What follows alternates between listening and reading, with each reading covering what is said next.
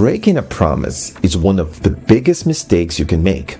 For social beings that rely on each other to survive like us, a broken promise creates a conflict between what we expect and what actually happens. Our brains are set up to trust and build connections, leaving us vulnerable when those connections are broken. In the book, The 7 Habits of Highly Effective People, Stephen Covey introduces the concept of emotional bank accounts by saying this: an emotional bank account is a metaphor that describes the amount of trust that's being built up in a relationship. It's the feeling of safeness you have with another human being. Just like regular bank accounts, your interactions with others involve deposits and withdrawals. When we do something kind, honest, or helpful, we make a deposit into the emotional bank account of that relationship, and these deposits build up a reserve of goodwill and trust. In this scenario, people of integrity are rich. So how can we build that reserve? The answer is personal integrity. Let's learn the 6 steps to build the emotional bank account of integrity.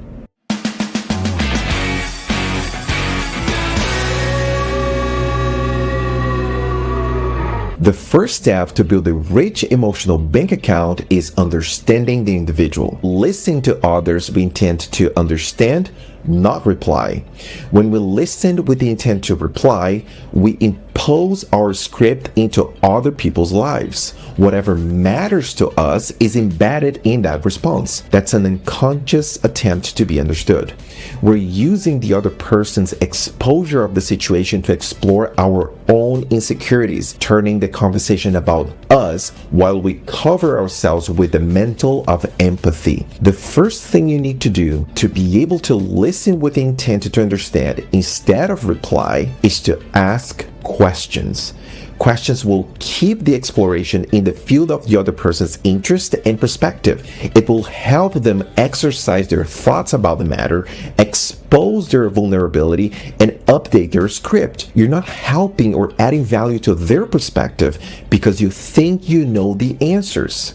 Because your answers mean something in your value structure, not theirs. Listen with the intent to understand instead of reply makes huge deposits in the emotional bank account of any relationship. The second step to build a rich emotional bank account is attending to the little things. In relationships, the little things are the big things. These small gestures may seem insignificant, but they add up over time, creating a strong foundation of trust and goodwill. And the fastest way to attend the little things and connect with someone is by trying to be interested instead of interesting. So here's a crash course on how to become an interested person. Ask more than you answer, listen more than you speak, keep eye contact, make specific compliments, and smile. The third step to building a rich emotional bank account is keeping commitments. Stephen Covey points out that breaking a promise is one of the quickest ways to lose trust. So what do you do to keep those promises or those commitments? Start by being realistic about what you can promise. You don't build trust by making promises, but by keeping them and fulfilling them.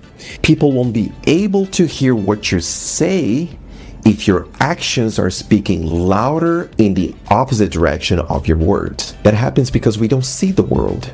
What we see is just a map made of our past experiences, our personalities, and the limitation of our perception. When what actually happens around us doesn't reflect what is plotted on our maps, we feel lost. Anxiety kicks in because we're not where we thought we were. What's the immediate course of action? Getting out of there. If there is a person, not trusting that person anymore is getting out of there.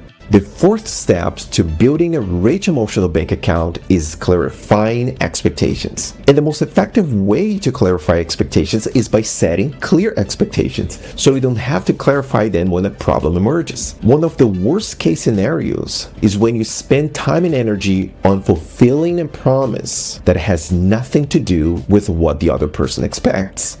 When you promise something, be specific about what you will deliver and when. When is actually a big deal, because Christmas presents have little value when delivered in January.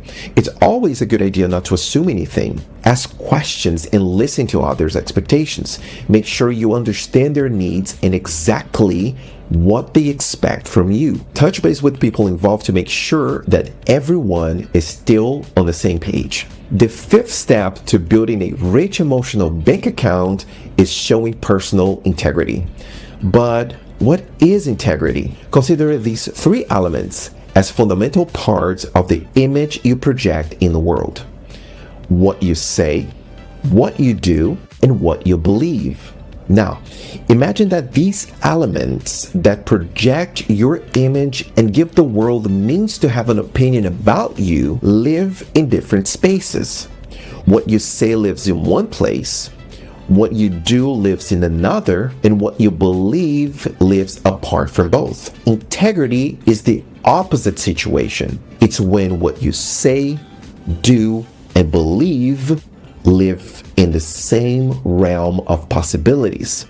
What's possible for one, it's also possible for the other two. To be an integral person, you do what you say because you believe in that. The sixth and last step to building a rich emotional bank account is understanding and respecting the laws of love and the laws of life. Stephen Covey tells us that when we make deposits of unconditional love, we encourage others to live by the principles of cooperation, contribution, self-discipline, and integrity. However, when you attach conditions to your love, you push others into a defensive position where they feel they must prove their worth. That's a relationship based on utility. What's the problem with that? Let's say someone is looking for a relationship based on affection. If you offer utility, meaning you want to extract something from them to your own benefit, they won't have affection from you, so they will move away. Now ask yourself, what's left? And the answer is other people like you who want to have relationships based on what you can offer. If you break the laws of love, you will end up being surrounded by people who don't care about you more than what you can offer to improve their lives, and that breaks the laws of life. Be the person who listens, who cares, who keeps their word, and who loves without condition. By doing so, you not only transform your own life, but you also inspire those around you to do the same. Keep making those deposits, build your emotional bank account, and watch how it changes everything.